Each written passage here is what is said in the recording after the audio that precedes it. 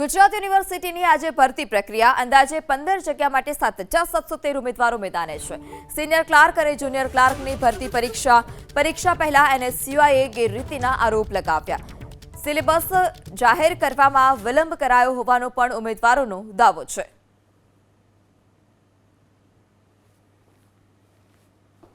जो है पहला तो ये लोग सिलेबस मूक्यो नतो, ये बाबते घणुं कन्फ्यूजन हतुं અને સિલેબસ મૂક્યા પછી ઘણા બધા કેન્ડિડેટ લિસ્ટ એમને જાહેર કર્યું હતું, જેમાં ઘણા બધા કેન્ડિડેટને કેન્સલ કરવામાં આવ્યા હતા। અમુક પ્રક્રિયામાં એવું હતું કે ભાઈ એક જ જગ્યા હતી, એમાં એક જ કેન્ડિડેટને એમને વેરીફાઈ કર્યા હતા, બાકી બધા કેન્ડિડેટ એમને ડિસ્ક્વોલિફાઈ કર્યા હતા। એટલે એમાં થોડુંક શંકાસ્પદ જેવું ભૂમિકા યુનિવર્સિટીની લાગી હતી અને અત્યારે હું આવ્યો છું સિનિયર ક્લાર્ક અને જુનિયર ક્લાર્કની એક્ઝામ માટે।